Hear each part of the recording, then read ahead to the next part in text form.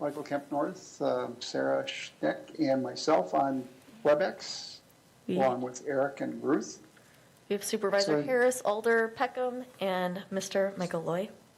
And Kaylee couldn't make So it. we have a quorum.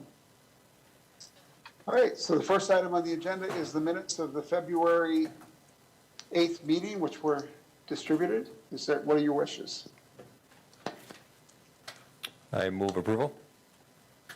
Second. Moved by Loy, I didn't catch who seconded. Peckham seconded. Second. Any discussion? If not, all those in favor signify by saying aye. Aye. Opposed, no. That motion carries and the minutes are approved. Next item is a presentation from WIPS relative to the community engagement update.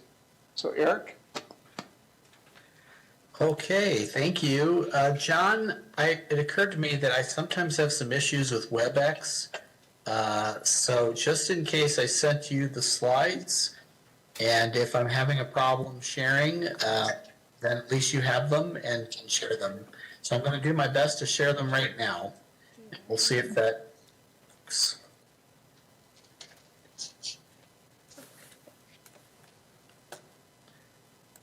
Okay, can you see the slides? Yep. Okay, great. If you see any problems during the presentation, if you could just feel free to interrupt and let me know, because like I said, sometimes WebEx and my laptop don't get along. So I just want to remind you that my name is Eric Giordano. I am the Executive Director of the Wisconsin Institute for Public Policy and Service. We're a unit of the University of Wisconsin system, and we are contracted to help with gathering information for the Wausau Policing Task Force. And we have been working with a team of folks that consist of myself, Ruth Cronje, who's also on the line here, Olivia Rasmussen and Jensen Lee. They're both student research assistants and or interns. And then in addition, the working group has included a few members of the task force, including Mike, Kaylee, and Sarah. I hope I'm not forgetting any. Oh, well, John and Chief Bliven as well. I hope I'm not forgetting anybody, but if I am, let me know. The mayor has also been attending the meetings. So what were the objectives of this first listening phase of information gathering? And Ruth, I'm hoping you're just going to chime in at any point when you have an observation to make, okay? Sure, if I have anything to add, I'll just pop in. Okay, so the whole point of this first phase was to provide an open-ended opportunity for Wausau residents, visitors, and people who work in the city to share observations, concerns, and suggestions about policing in Wausau. And there are really two main goals, and I want just us to keep this in mind as we, even as we go through the rest of the presentation. The first was to identify the broad issue areas that residents believe are important, and which we will use, meaning the research team and the task force, to help identify themes and topics that can also inform our survey and focus groups, which are phase 2 and 3 of this information gathering process. So really, one of the main purposes was to get information to help us to make sure that we're actually taking into account what residents are saying in terms of what we want to get, with the type of information we want to gather.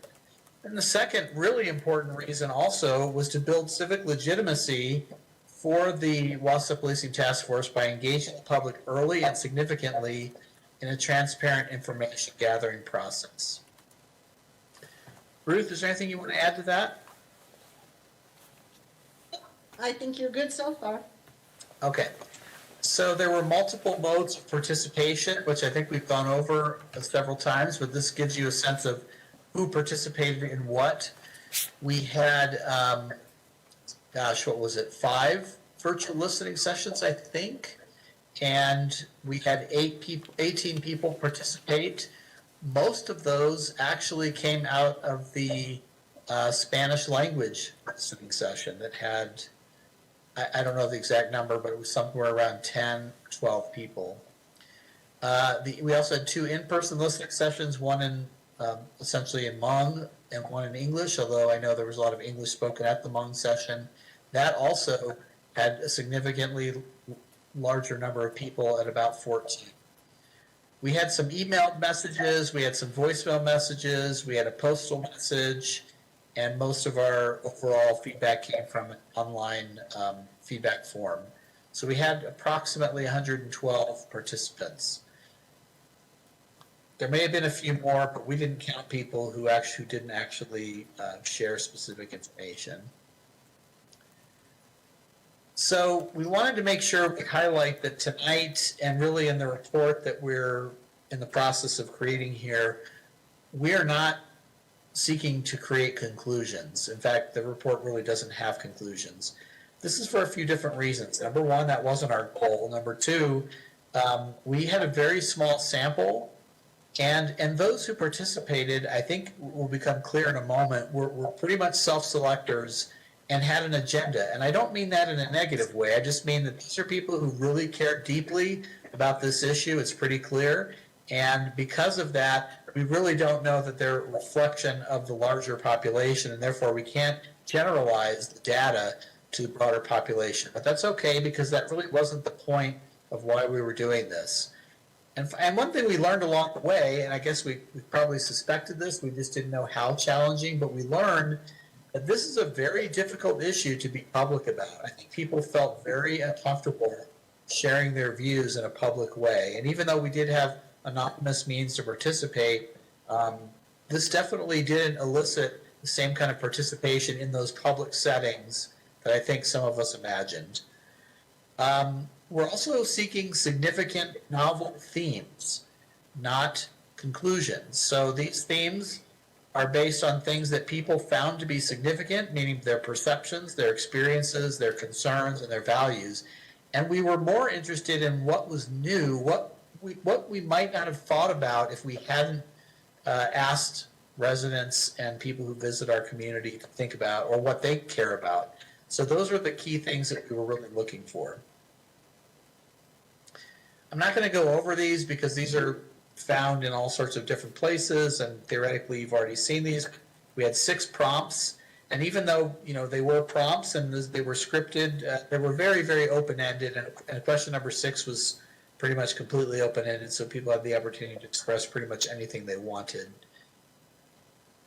The process, just really briefly, was to compile the raw data that we received to identify, as I mentioned earlier, the significant and novel themes. And this is important too, to use this also as a basis for starting to create the next phase, which is the design of a survey.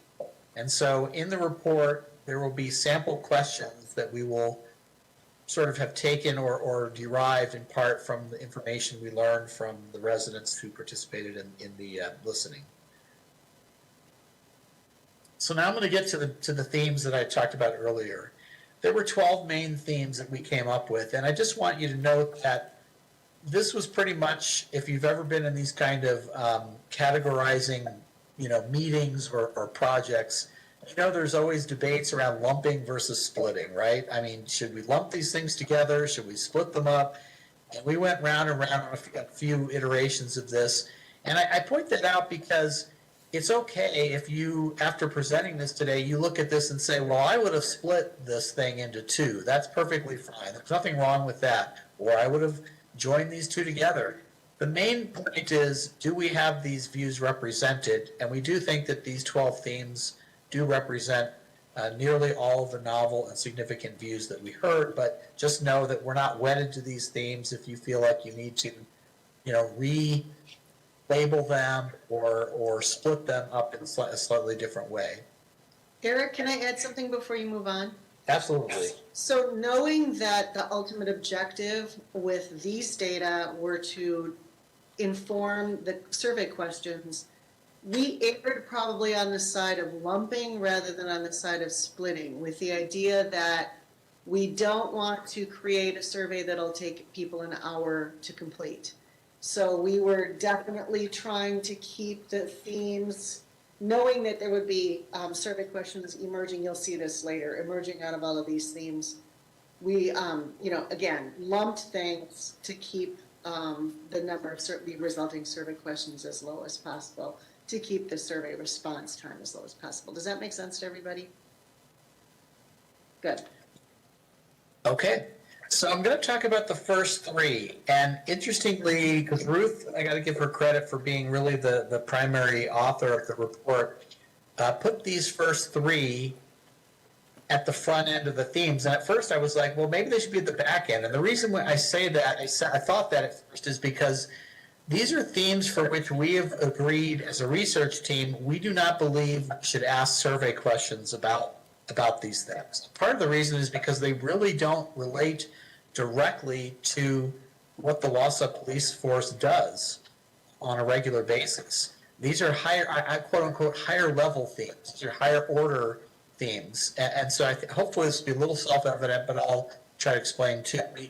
The first one was, there are just some general attitudes that the respondents had about this whole policing task force in general, about the listening process, both positive and negative, and that has nothing to do with the police force. But we think it's still instructive, and for that reason, I'm actually glad he put these at the front end, because I think there's some really important things that we learned, even though they're higher order or higher level themes. The second is public policy and laws, and the third is social determinants. I'm going to have a couple illustrative quotes of these three themes just to give you a sense of what I'm talking about.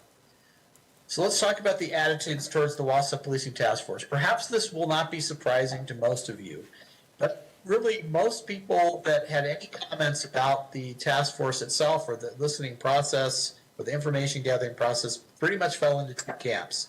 There are those who unsolicited said, I really like what's happening here. Thank you so much for doing this. There were quite a number of people who did that.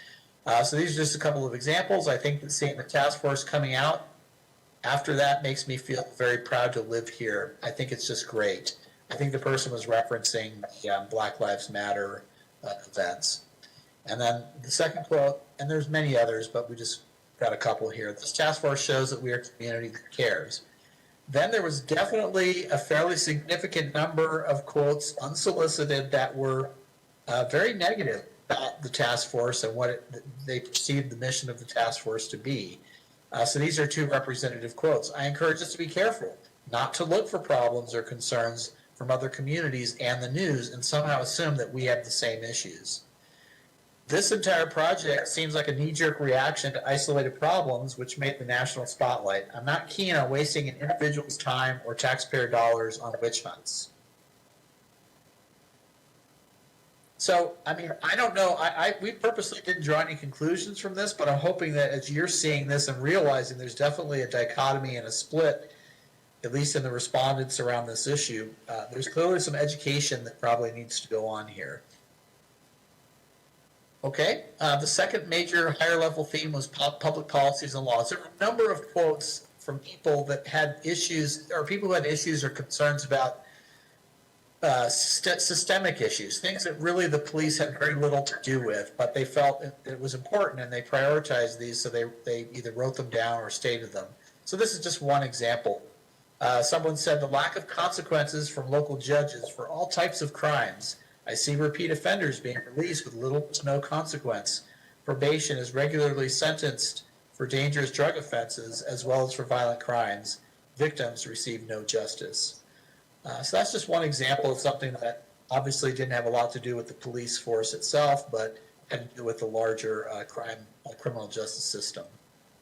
The third large sort of higher level theme was about social determinants, and there were quite a number of comments about this. And I do think that some people tried to relate this to police work, and you'll see this a little bit in this quote, but and you'll see this in some other quotes, but sometimes the main message was just about we have such deeper underlying issues that we have to address in our community, and the police really aren't the group or the organization that should be doing this.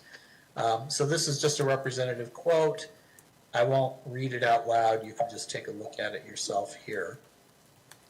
And while they're doing that, Ruth, do you have any comments you want to make while we're reading this?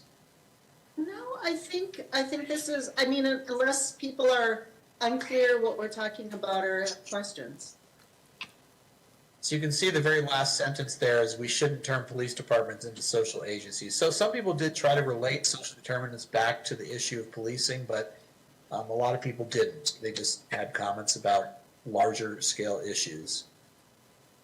Okay, let's go on to now some more specific themes. Now, Ruth may disagree with me, but to me this theme may, have some value for the task force, but it's, how do I put it? It's basically just a laundry list of the things that people felt they were concerned about, which came out of the first question. And so we had a large number of statements about what people were concerned about, and probably the ones that had the most frequency were the ones that we are listing here. Now, we don't imply that frequency means that there's any statistical validity to it. We just mean this is something that we heard multiple times, so obviously people are thinking about them.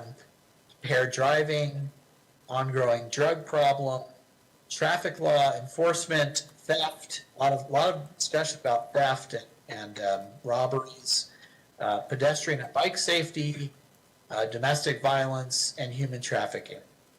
Yeah, and I just want to emphasize, we made absolutely no effort to calculate frequency or even estimate or eyeball frequency. So these are just the ones that sort of we remember we saw more than a couple times. And that's all that Eric means by frequency. Okay, we're going to start getting into some more interesting themes here. We kind of lumped some themes around resources, priorities, and deployment together. And we have a couple of representative quotes that reflect this. So, does the police force have enough staff and the proper equipment to address the concerns of the community? Similarly, do they have proper funding and city leadership support to execute strategic plans today and into the future to impact drugs, child trafficking, gang violence, and homelessness? So there were definitely a number of people concerned about the resources and whether they exist, to do the work that they believe the police need to be doing, or frankly, do they have the funds to do the work that you, as city leaders, believe they need to be doing?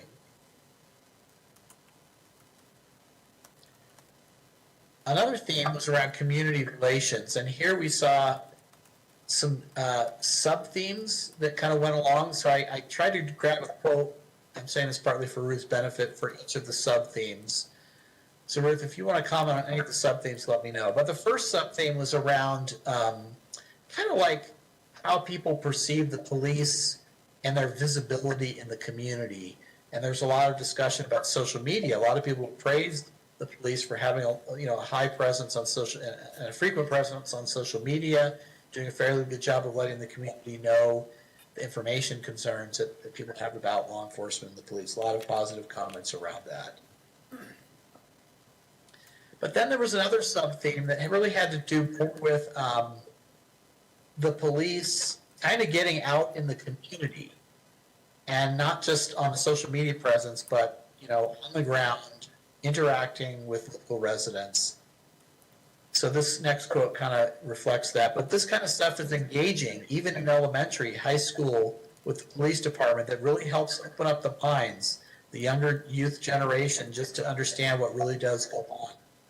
So people talked about the value of the police getting out in the community and interacting with people, especially young people, but others as well.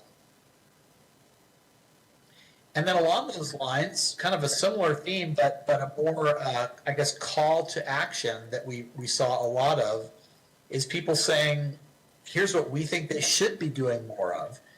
And this is a representative quote, this third quote. Positive officers tend away from their squad cars. Maybe encourage more officers to get out and walk parks to positively talk with kids. There are a number of sort of call to action to get out in the community more. And finally, the fourth sub-theme that we saw around this community relations piece was people feeling like there should be a two-way communication between citizens and police, that this should be a bilateral communication, not just a one-way communication from police to the community. the other way around too. And this quote kind of exemplifies that. Neighborhood watch programs are very important. Show us what help you need from citizens and how we can be a part of the safety and security of our neighborhoods. Anybody have any comments or questions so far? Okay, another theme was around safety.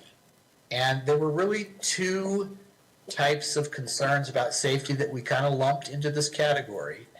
One was about the value of safety and the feeling that police make us safe in our community. And so that's what this first two quotes represent. This is important to me as I want to feel safe in the city I live and work in.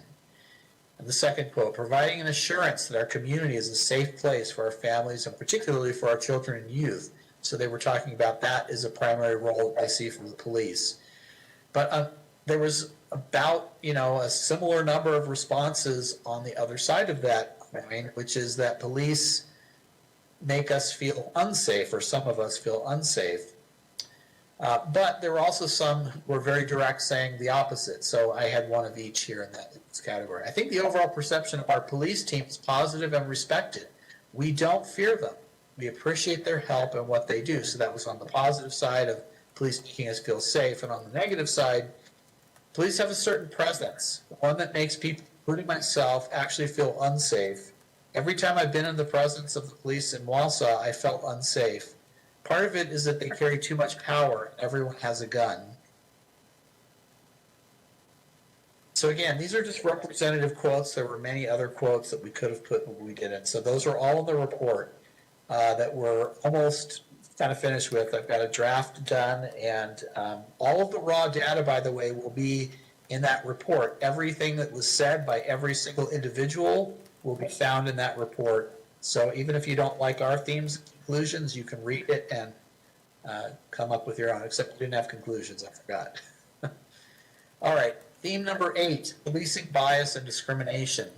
There were a number of comments about this particular topic. Now, there were some positive ones, and we didn't want to overlook that.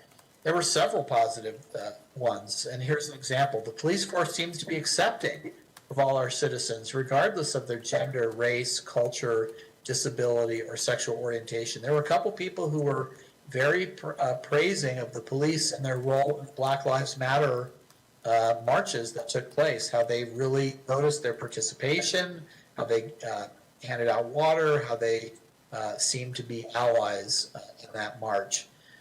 So there definitely was some positive comments around that. But there were also some concerns about bias and discrimination. This is just a representative example. Had an officer follow my wife around a store for more than a half hour, and the only reason I can come to is she's black. At one point, and this is a little bit different because I didn't want to think it was all about race. At one point, I was robbed, and the officer dismissed my complaint as a senior moment. So some of the negative comments weren't just about race, they were just about treatment regarding other issues, including issues of gender and as well as race and ethnicity.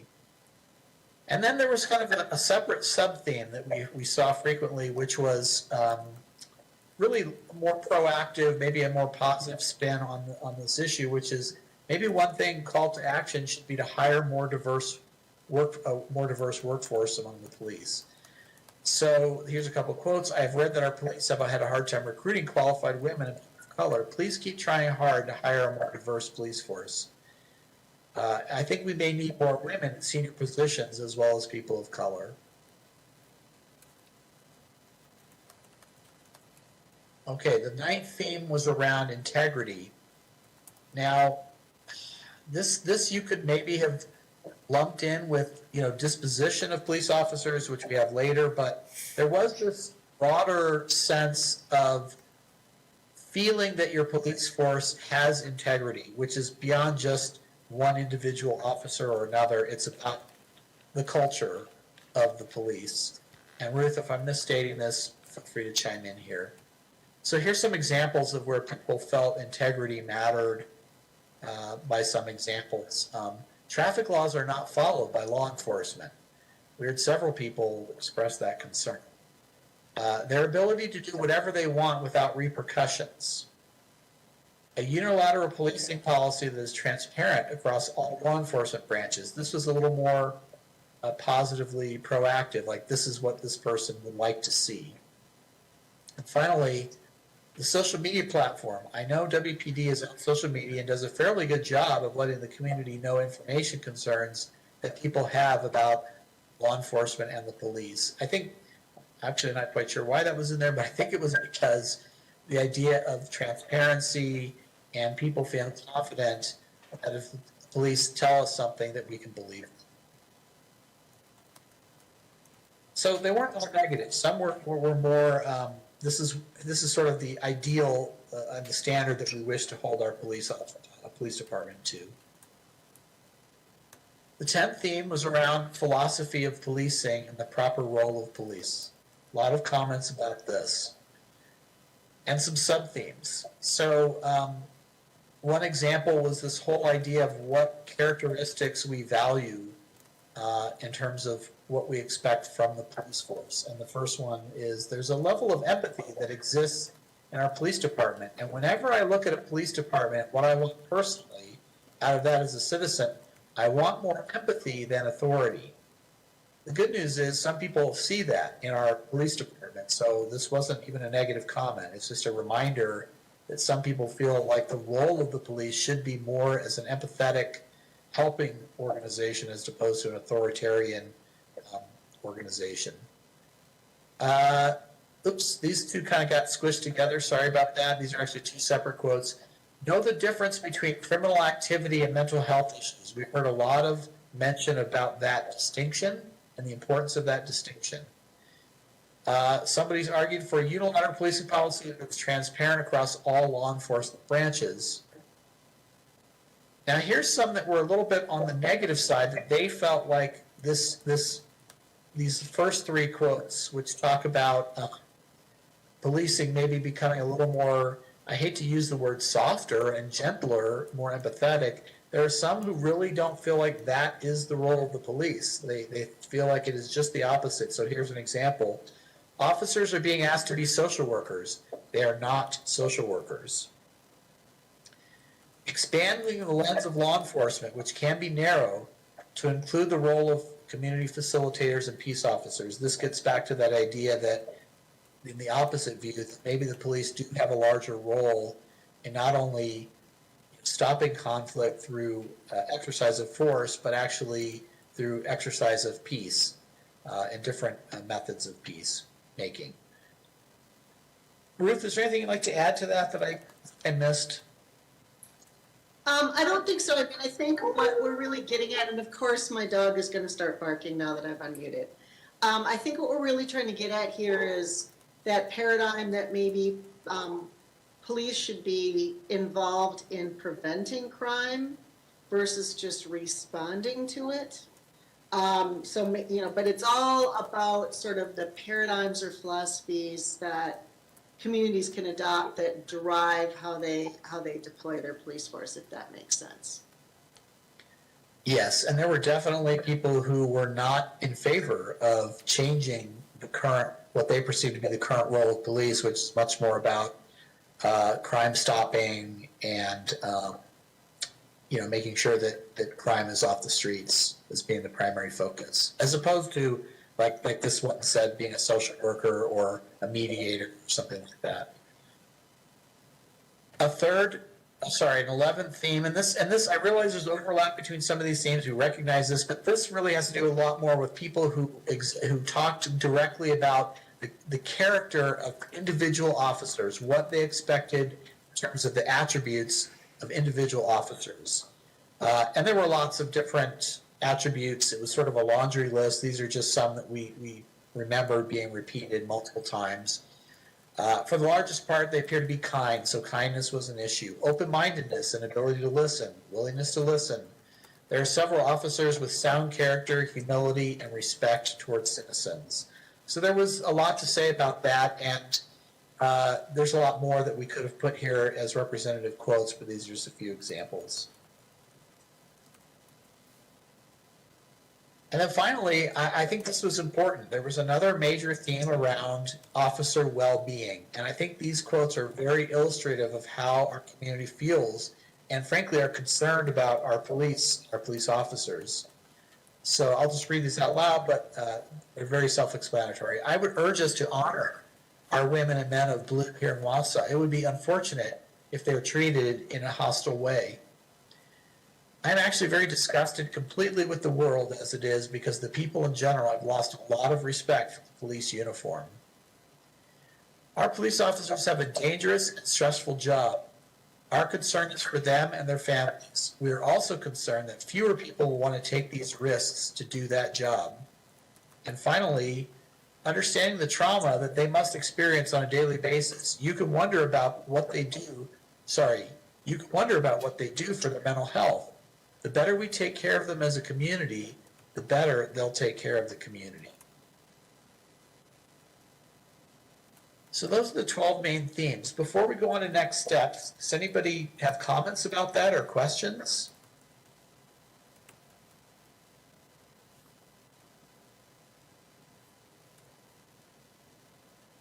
Okay, so I think getting next steps will be helpful. So one of the main reasons that we wanted to get these themes again is so that we can begin to create and design a survey that has the right questions so that when we actually do try to get a representative sample of the population, which is what we're hoping with this survey that we do, that we can have a lot more confidence that what they say about these issues is a more accurate reflection of the community as a whole and is representative of the community as a whole.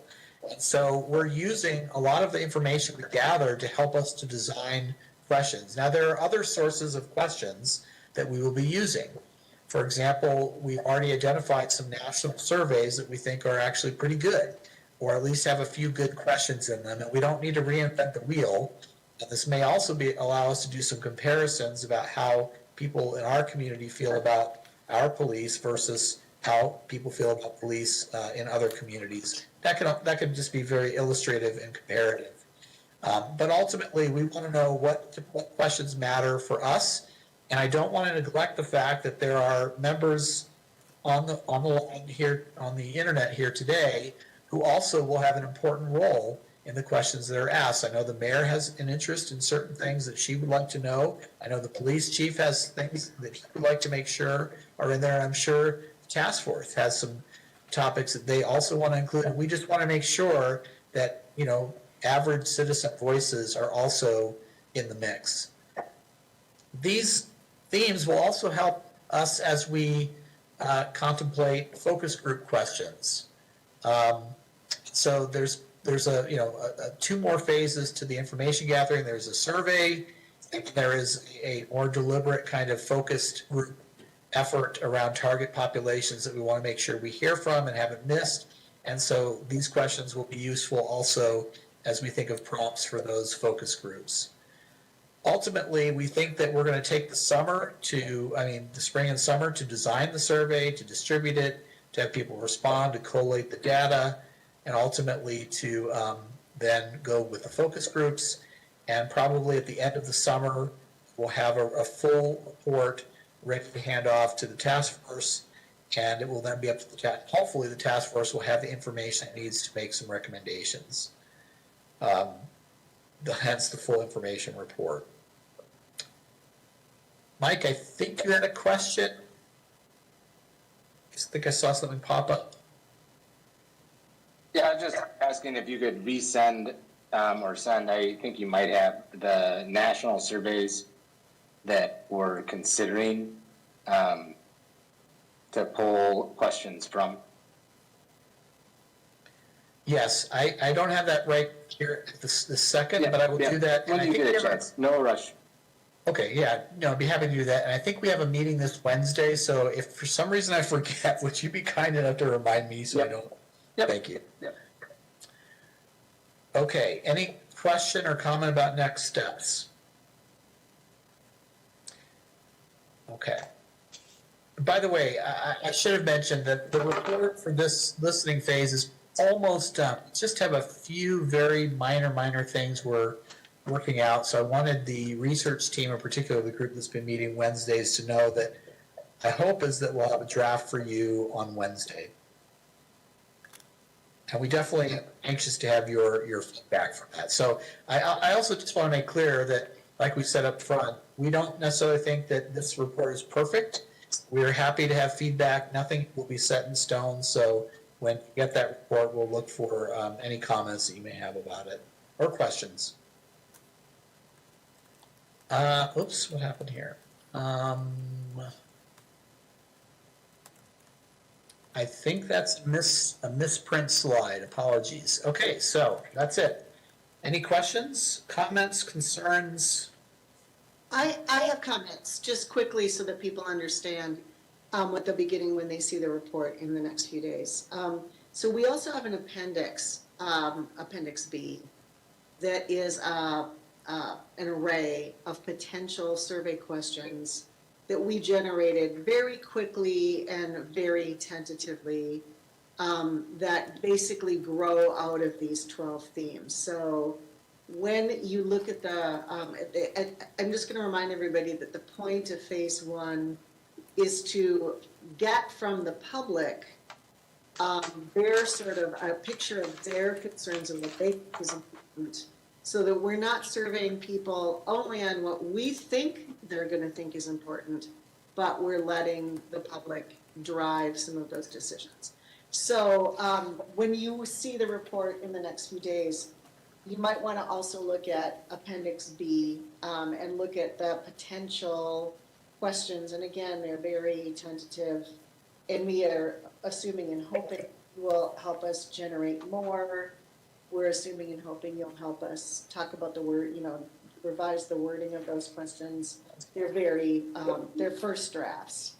And then at the end of the day, and Eric, you can yell at me if this is no longer the plan, but we're hoping that the task force ultimately decides which questions they're going to want to have be in the survey. So that will ultimately, we think, be your task or responsibility generated from, again, these data that we've collected in phase one.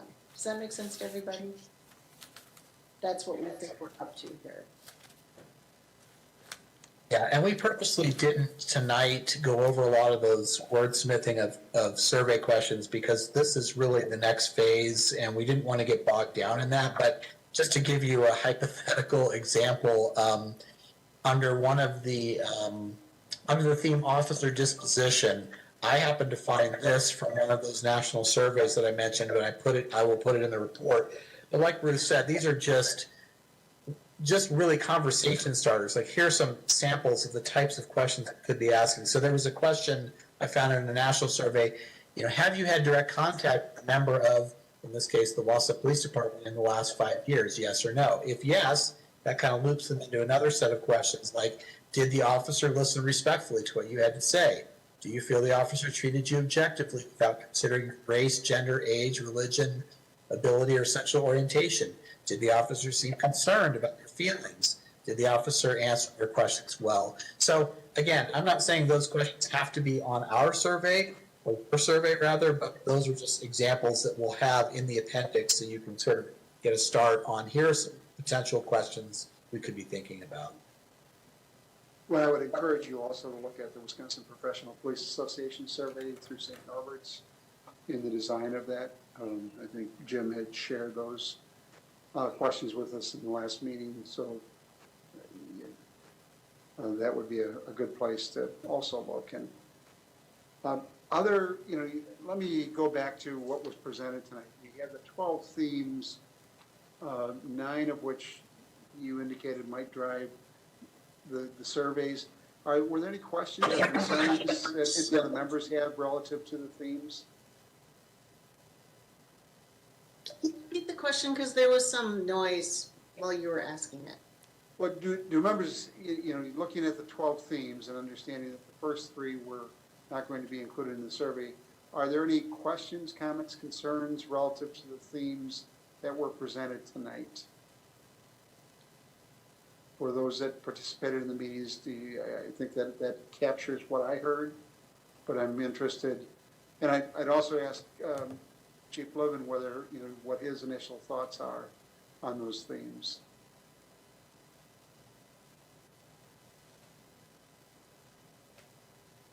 Anyone? John, you want the task force to answer this, right? This is not a Yes. question for me and Eric. No, it's not for you, it's for the task force. Go ahead, Ben.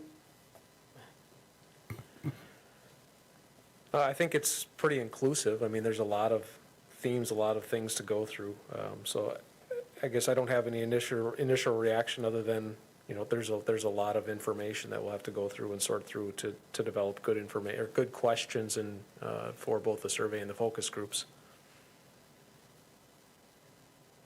Any thoughts from the members of the task force?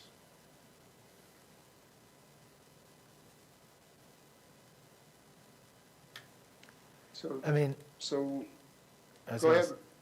I was gonna say, just briefly, just from, I mean, I think we will have to obviously digest a lot of information, but just from the brief presentation, I mean, one thing that sticks out to me on sort of both positive and sort of improvement is, I think one thing that is reflective is that people are very complimentary sort of the character that the police have, integrity in terms of personality.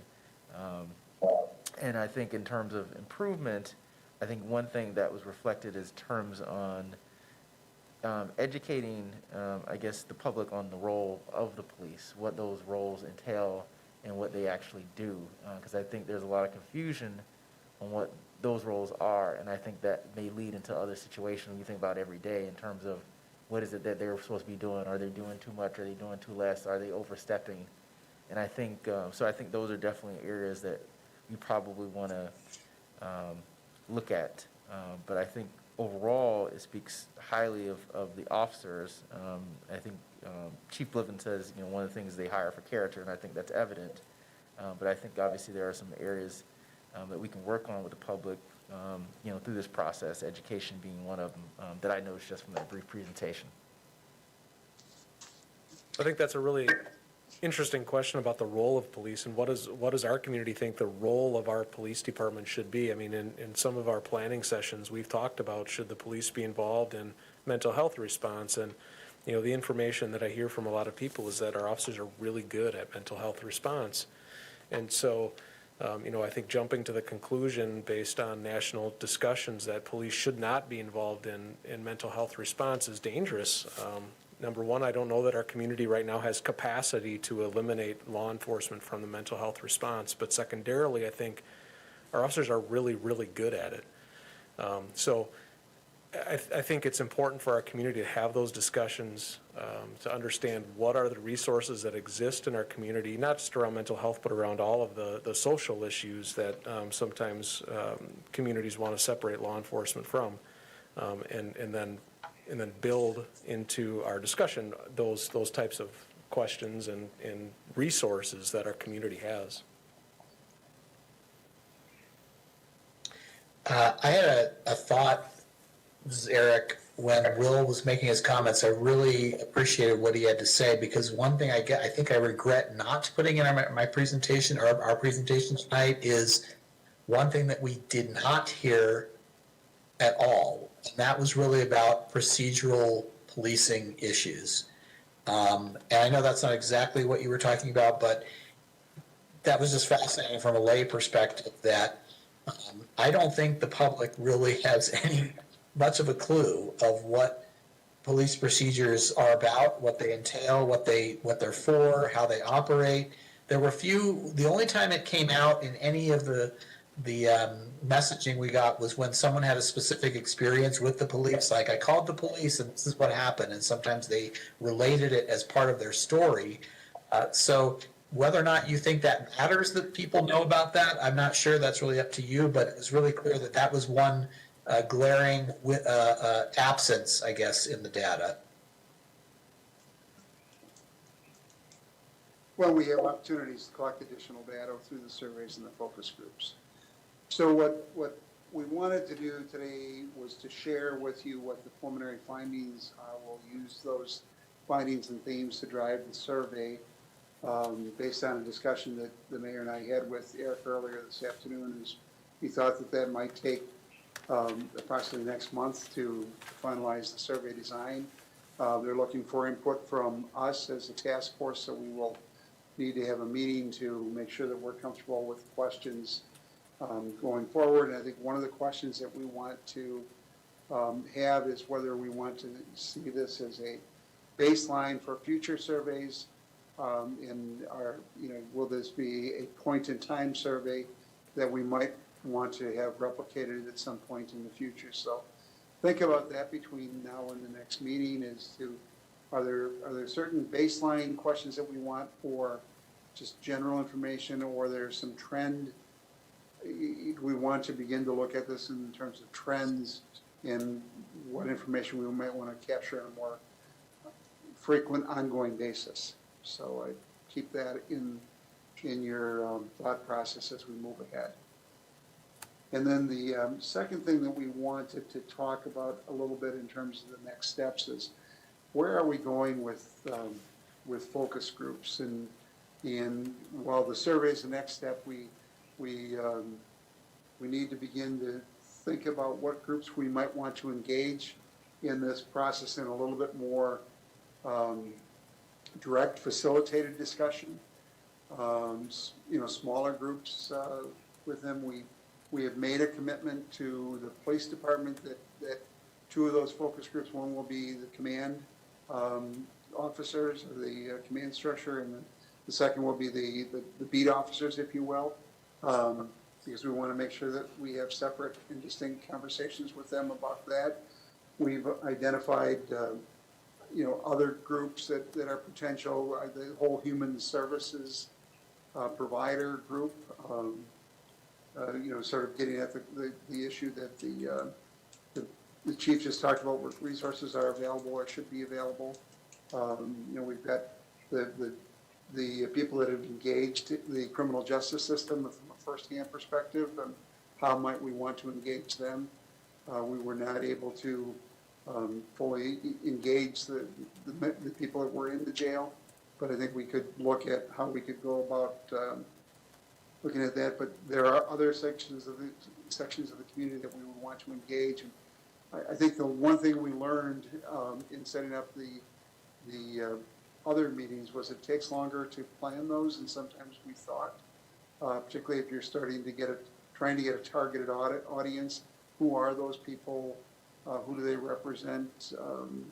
How many?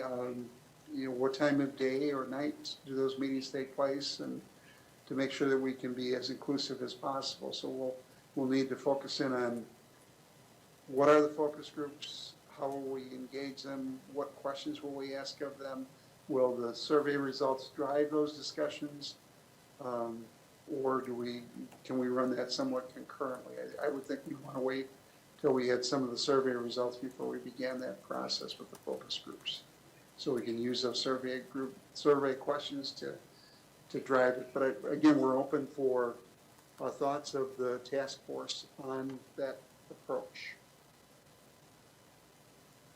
Mike North, I see you. I'm sensing that desire to talk. Well, no, I'm just thinking of, are we looking at the task force as inquiry, like we want to learn from them to help guide the survey? So, for example, if we would interview a victims group, they may have some voices and some things that we haven't captured yet that might add to the survey about the relationship between, police and victims. I think that that's an example of a place that we're assuming it's always the offenders, but that's a huge area of concern that comes up. So I don't want us to. I get the timing sequence. I was just sorry, my facial expressions were me pondering, and so it was occurring. We've always talked about it in context of listening sessions, survey, and focus groups. That doesn't mean that we need to be wedded to that, but that's sort of been the context and the flow. If there is value in changing that order, that's fine. Now's the time for us to talk about that.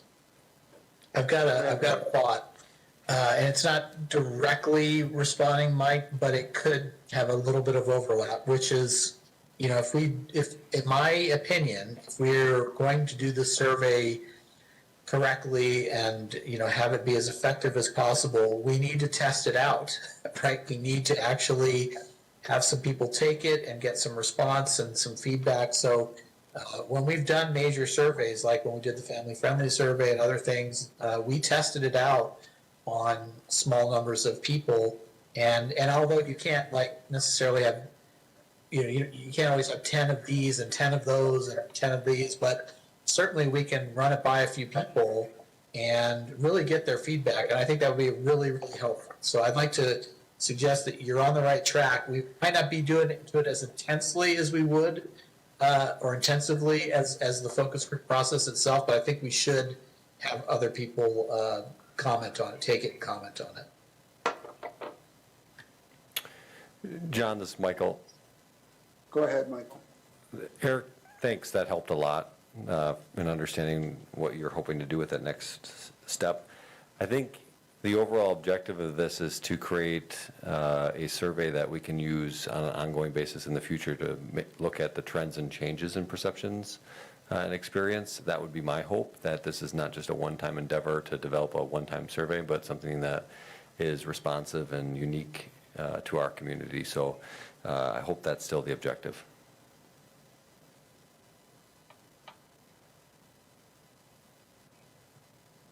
Any other comments or questions?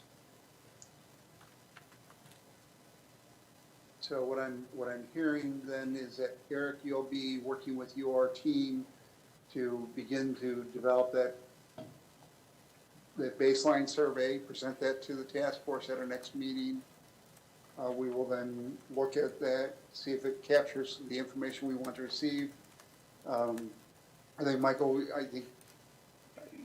that's the type of input that we're looking for is,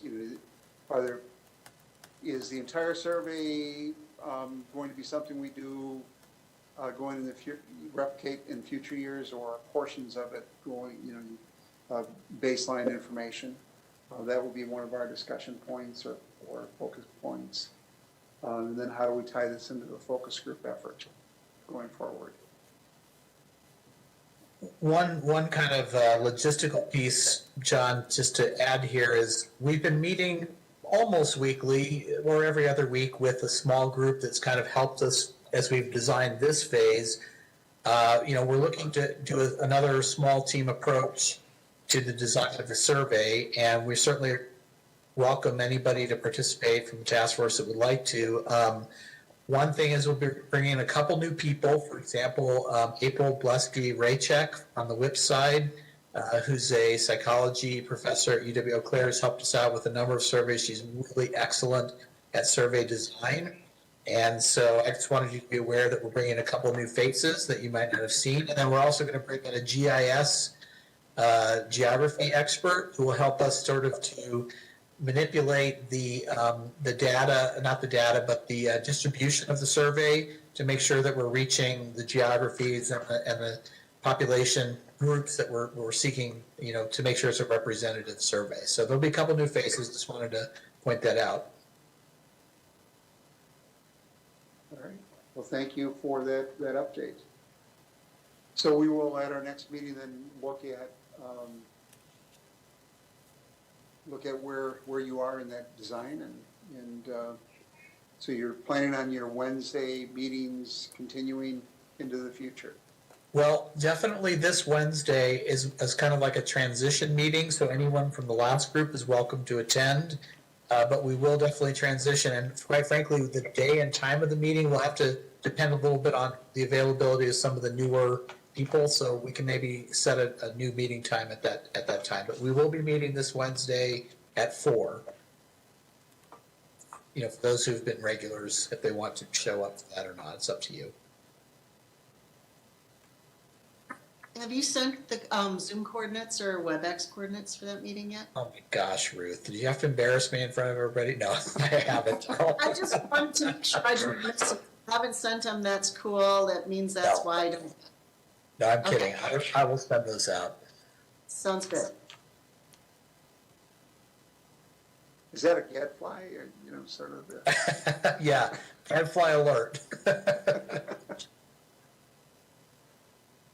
Some inside humor, sorry. Any other questions relative to the listening sessions? Mayor, others? Yeah. Yeah, I wanted to just know generally, like, how many responses did we get? How big was the turnout in terms of responses on a number of these issues, or was it overall? I don't think I quite heard. Was that the question? What was the response overall for this listening phase? Was that the question? Yes. We had 100. Oh, sorry, go ahead.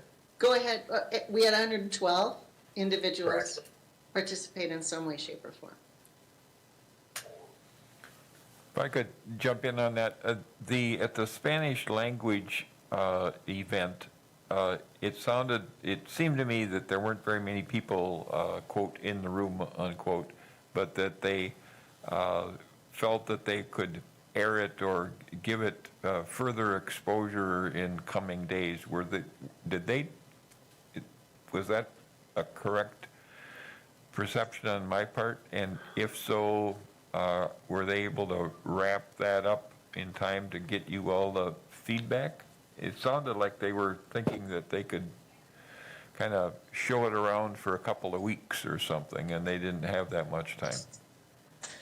Yeah, I didn't realize they were going to say that until I watched the video a couple days after the fact. But we did leave the phone lines open. And I believe there was a Spanish language message that came in after that. But I noticed Tony didn't and Alejandro did not, how do I put it, they did not advertise the online feedback form, which also had a Spanish version. And we did close that. So, but I don't feel as bad about that because we had left it open a few extra days anyway, and we weren't getting any additional responses. And like I said, they didn't advertise that, but they did advertise the Spanish phone number, and that will be open. So, I mean, technically, if they're still responding, they can do it. I haven't seen anything new in the last 5 days, 6 days maybe. That's good. I don't know what communications channels they have with people that they feel might respond, but maybe they could be asked to put the word out that you can still, participate via phone and be heard that way. We can do that. I'll send Tony a text, or would you like to send him a text? I don't know. What's a text? Is that one of those things where you have a phone or something in your hand? I don't get that. I thought you were an expert at phones now, Pat, because you joined every meeting by phone last time. Don't rub That's it a in. flip side joke. I think that had something to do with his limited bandwidth or something. I don't Yeah, know. well, I got, this isn't appropriate for the meeting, but anyway, the city's IT people were kind enough to help me with that problem, and I think I've got it licked, so. Great. So at the next meeting, you'll give us an overview of the latest communication techniques such as texting and others. Called How we can earphones, incorporate- earphones with incorporated microphone, yeah. All right, so we have a process going forward. We will look forward to hearing from Eric at the next meeting. Mayor, did you have anything you'd like to add? I don't have anything I need to add, but I think I will add something, not that I need to. The one thing that came out during some of these listening sessions, especially the sessions, the Hmong language listening session and the Spanish language listening session, was the fact that we as a city have some work to do for outreach. I think this is a big topic to ask anybody to give feedback on, and not having that pre-established relationship made it a little bit, maybe people were a little bit nervous about what we were going to do with that information. So I definitely have work to do, and I'm glad to do it, and I hope that, this is just the beginning of the work we can do, getting feedback from folks of all backgrounds and languages and all of that, so it was good for me. All right. Again, Eric, thank you for your team's work on this. I think that you put this in context, the county board size task force had 118 responses from throughout the county. So the 112 responses is, good, very good in a comparison to those. And there was some redundancy in that 118 on the county level. So I'm comfortable with those in creating the themes, and now we have the ability to target some of our future outreach efforts and community engagement efforts. So thank you. Thanks Thank you, everybody. for having us. Have a good night. Good night. So the next steps, and I apologize, I have it on my other computer screen, I can't share it, but we had the tasks and objectives. Can we pull that up? I'm working two computers.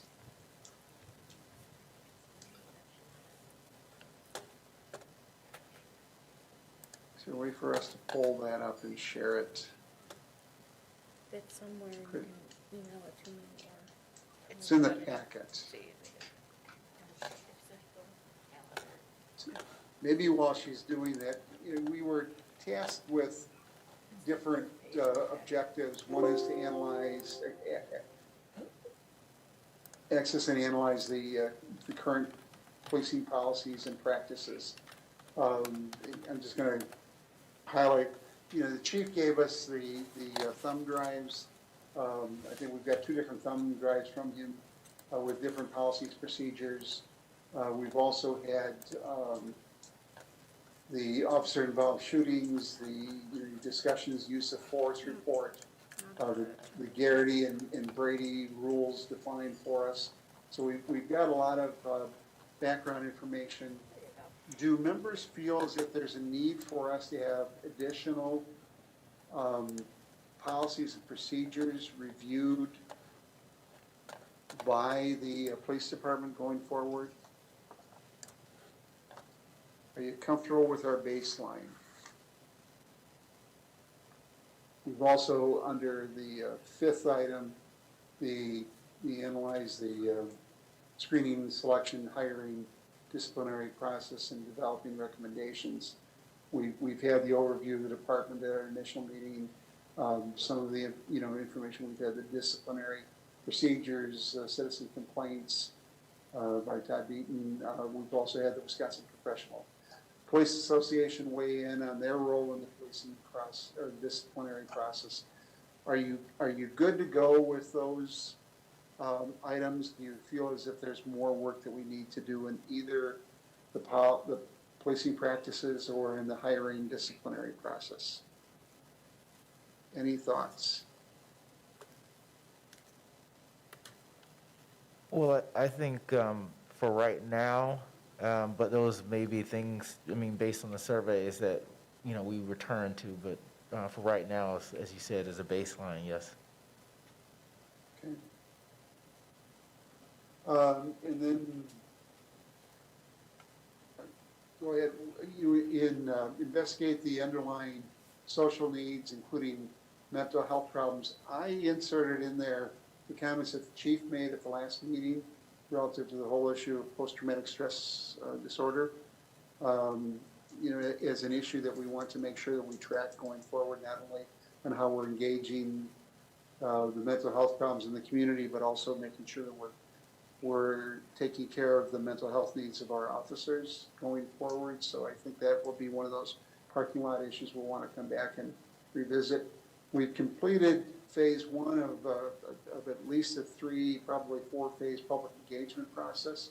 under item number 9 with the listening sessions, in public input sessions. And we'll continue that, and that needs to be updated. So I will update that, send it to Jean and ask her to forward it this week.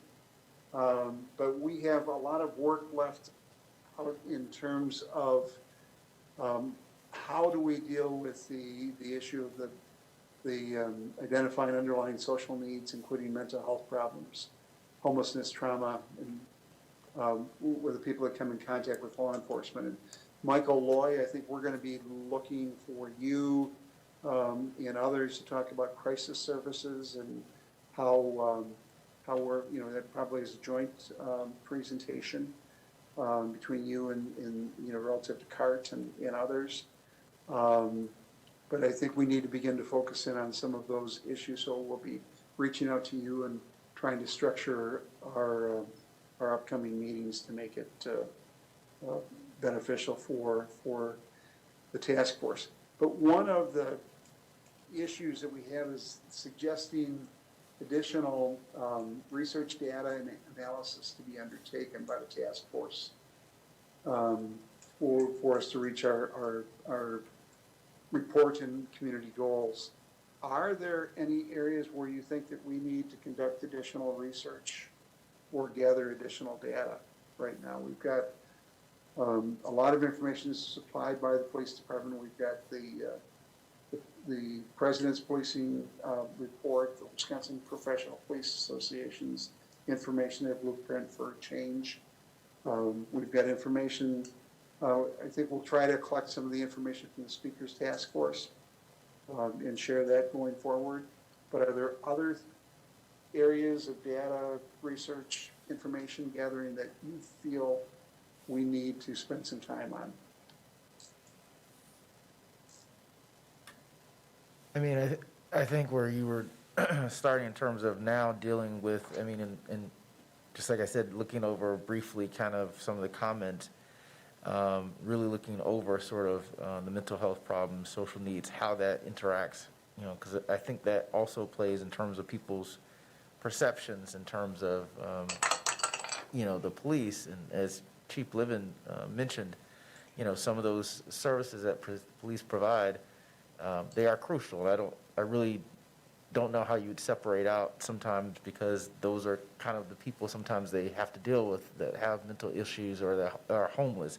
So really getting into that, I think, getting to that phase now in terms of a lot more information on that, I think will really be beneficial for us and for the public and moving forward, and also in terms of how we're starting to really form these surveys, because I think that may impact too, as I said, people's perception on the police's role, just getting more education on why they do certain things that they do and why it's important.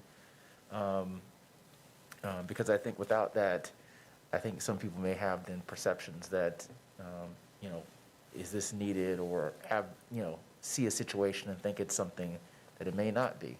But I think that's where we have to gear ourselves toward now, at least from my perspective.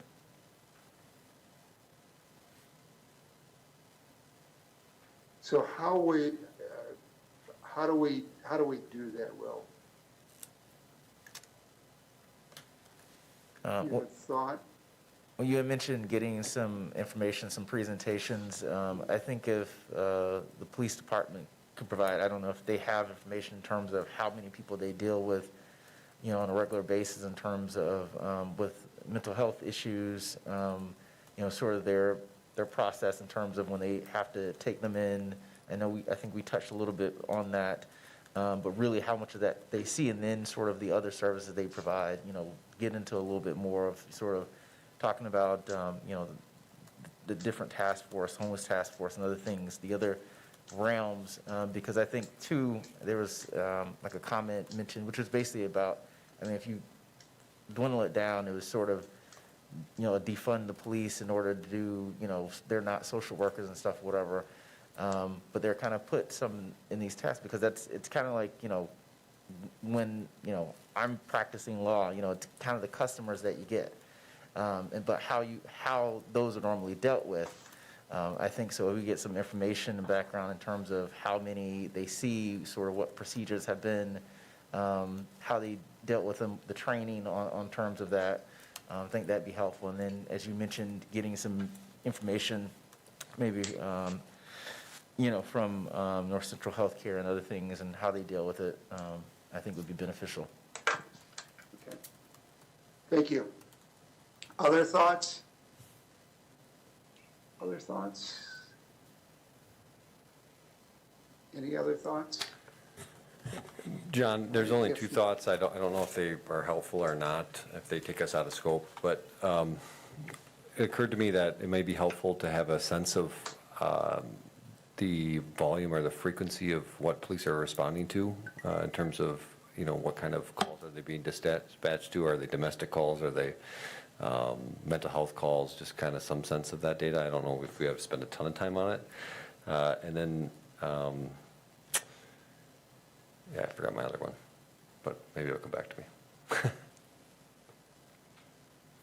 I'm hearing a lot of similarity between what you and Will are asking for is, what are we dealing with?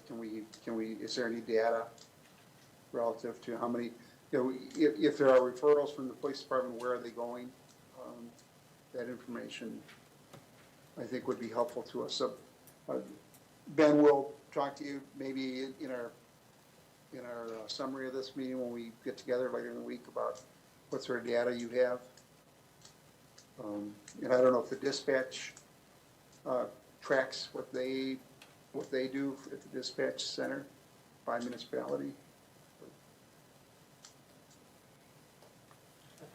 But we can see what's available. Yes, we can get all of that data for you.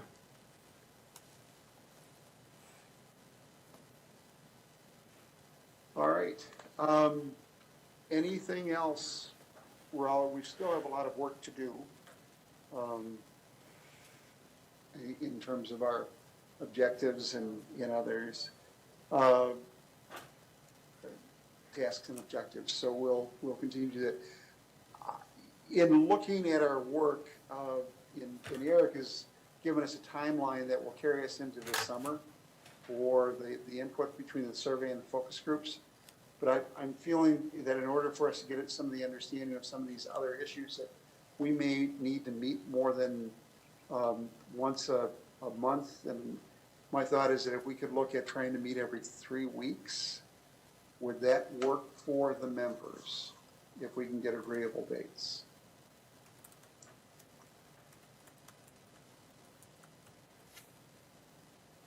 Is once every 3 weeks, or would you prefer we could look at twice a month on certain day certains, or what would work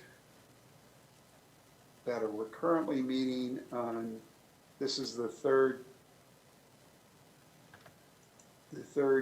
Monday. Do the evening meetings work better? We did that for public engagement. I'm not sure that we've had any more public engaged in our meetings. We have 2 tonight. Oh, great. Great. I would say in general, it helps to have set meetings, so I would be in favor of more meetings, but probably more of the twice a month. We have a set time, so I can kind of plan out schedules. And as far as the later meetings, those do work for me, but do early meetings as well, and whatever generally works for everybody, try to figure out something, but those generally work for me.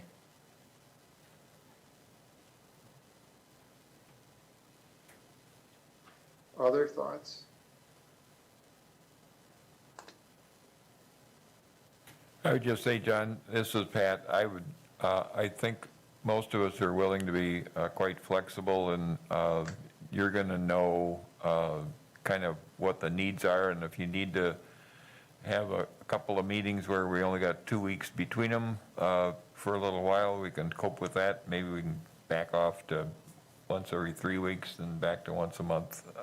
Just kind of call it as you need it to happen so that we can keep this thing moving at a reasonable pace. At least my preference, at least for the time being, would be every 3 weeks, just to give us time to debrief, plan, and get materials out to people and get the speakers lined up.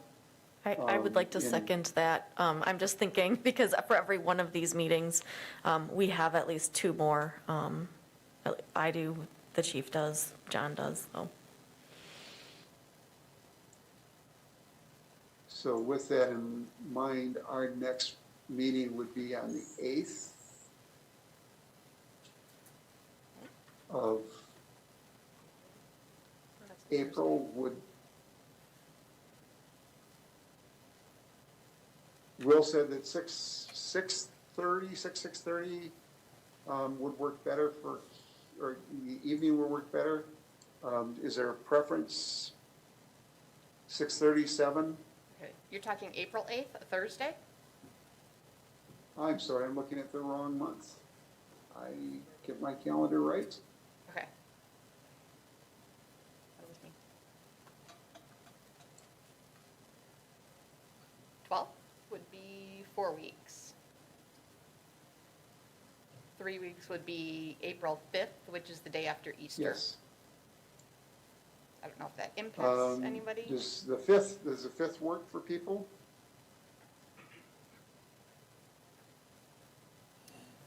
There's a meeting in here until 7:30 on the 5th. Okay, we know what meetings conflicts do to our start time.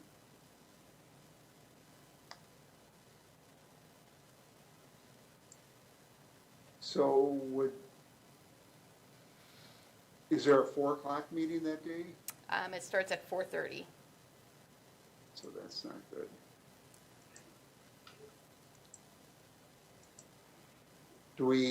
Are we sharing public access with that 4:30 meeting, or if we were to move to a different room, could we I make don't, that it's work? Parks and Rec and then the dog park. I assume they're all. Parks and Rec is a standing committee, so they would be using public access. Though we could record the WebEx and make it work. We could. I'm seeing a nod from, although Pat is chair of Parks and Rec, so that is a challenge. Oh, yeah. All right, He's got 2 ears.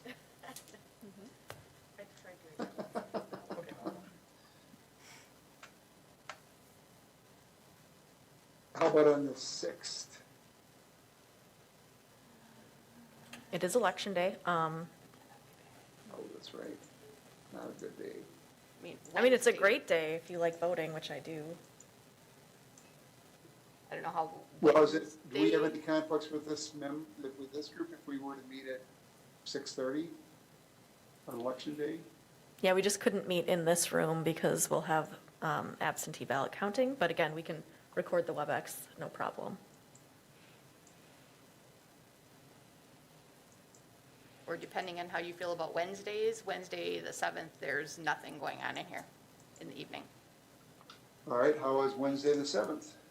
Looks like we found a winner. Everyone is nodding. All right, let's go with Wednesday the 7th for our next meeting, and then we will look at try to develop a schedule, looking at what rooms are available, and we'll present that at the next meeting. All right, are we doing 7 or 6:30? I vote 6:30 if that's appropriate. 6:30 works. All right.